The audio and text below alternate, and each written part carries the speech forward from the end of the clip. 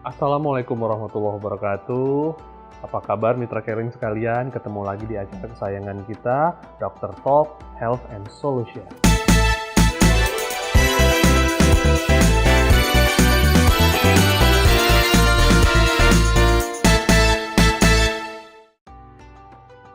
Memasuki bulan Ramadan yang penuh mulia, penuh ampunan dan rahmat Allah ini, ada baiknya kita harus mempersiapkan segala sesuatunya. Baik itu fisik, lalu kemudian kadar keimanan kita, kadar keilmuan kita, dan lain sebagainya. Di bulan Ramadan ini, tubuh kita menahan lapar dan haus selama lebih dari 12 jam. Nah, itu kita akan rentan terkena dehidrasi. Dehidrasi adalah satu keadaan di mana tubuh kita kekurangan cairan atau cairan dalam tubuh kita ini di bawah ambang normal. Nah, kalau dibiarkan terus-menerus, dehidrasi ini sebenarnya bisa menyebabkan beberapa komplikasi di dalam tubuh.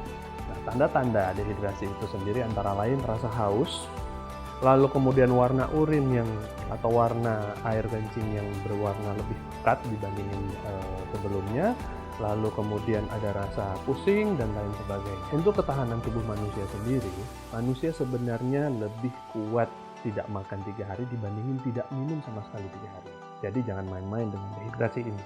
Dehidrasi bisa menyebabkan tidak regulernya atau tidak teraturnya irama jantung. Lalu kemudian bisa menyebabkan kerusakan pada ginjal-ginjal. Oleh karena itu, kita perlu mengatur jadwal dan jumlah air minum kita supaya kita terhindar dari dehidrasi selama kita bulan Ramadan ini. Kapan saja waktunya? Pertama, kita bisa minum itu pada saat kita bangun tidur, sebelum sahur. Lalu kemudian saat minum sahur kita bisa minum 1 gelas. Lalu kemudian kita bisa minum juga sebelum sholat subuh.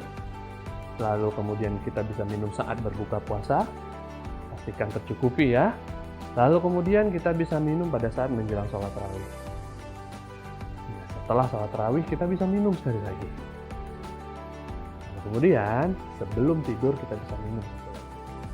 Sebenarnya manusia membutuhkan 2,5 liter air supaya jalan metabolisme bisa baik.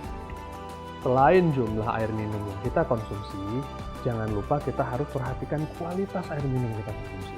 Tidak hanya bersih dan tidak mengandung bahan-bahan yang berbahaya, air minum juga harus menyehatkan. Nah, alangkah lebih baiknya kalau kita mengkonsumsi air minum yang mengandung antioksidan yang tinggi, yaitu yang mengandung molekul hidrogen yang cukup banyak. Untuk mendapatkan air dengan kadar hidrogen tinggi, saya biasa menggunakan hidrogen water generator mini ini.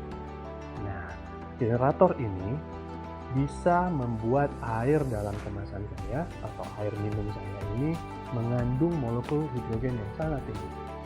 Dalam waktu yang singkat saja, maka air minum saya akan mengandung molekul hidrogen yang sangat tinggi.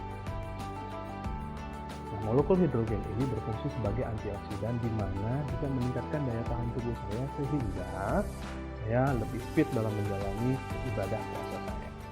Jadi, di bulan Ramadan biasanya tubuh kita lebih lelah daripada biasanya, sehingga kita butuh asupan air minum yang dengan jumlah cukup dan mengandung molekul hidrogen yang banyak supaya antioksidan juga tinggi dan membuat tubuh kita lebih fit dalam menghadapi puasa ini. Jadi jangan lupa konsumsi air hidrogen secara teratur dalam jumlah yang pas. Oke, sekian tips dari saya. Semoga bisa bermanfaat di bulan yang penuh berkah ini.